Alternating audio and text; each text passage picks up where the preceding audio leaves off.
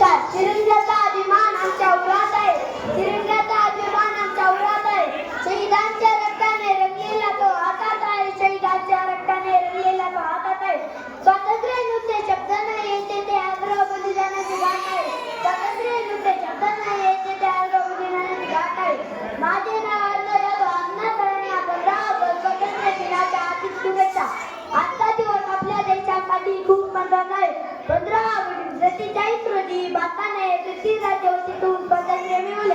हे स्वातंत्र्य सहजासहजी मिळाले नाही. अनेक क्रांतिकारकांनी त्याग केला, बलिदान दिले. शहीदांच्या रक्ताने रंगलेला तिरंगा फडकतो. त्यांच्या त्यागामुळे आज आपला भारत आहे. आपला भारत आहे. महात्मा गांधी, सुभाषचंद्र बोस, भगत सिंग, झाशीची राणी अशा आगरवीरांनी इंग्रजांविरुद्ध लढा दिला. त्यांच्या संघर्षामुळे आज आपण श्वास घेऊ शकतो. आज आपण शाळेत येतो, शिक्षण घेतो, मनाप्रमाणे जगतो. हे स्वातंत्र्य सैनिकांच्या संघर्षामुळे शक्य झाले आहे. आज म्हणूनच आपण आज देशाला नमन करतो. आपण सगळ्यांनी ठरवूया की आपण देशासाठी काहीतरी चांगले करू. देश स्वच्छ ठेवू, शिक्षण पूर्ण करू आणि एकट्यानं जगू.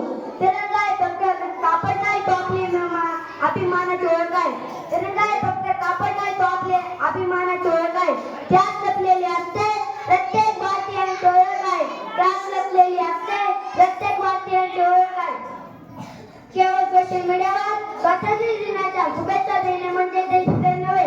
रक्ताची गरज असणाऱ्या रुग्णाला रक्तदान करणे, त्याला जीवनदान देणे, आपल्या घरातील परिसरातील कचरा पेटीत टाकणे, छत्रपती शिवाजी महाराजांच्या गडकिल्ल्यांचे रक्षण करणे, एखाद्या झाडाचे रोप लावून ते जगवणे, वाहतुकीच्या नियमांचे पालन करणे, हे देखील देशप्रेमच आहे.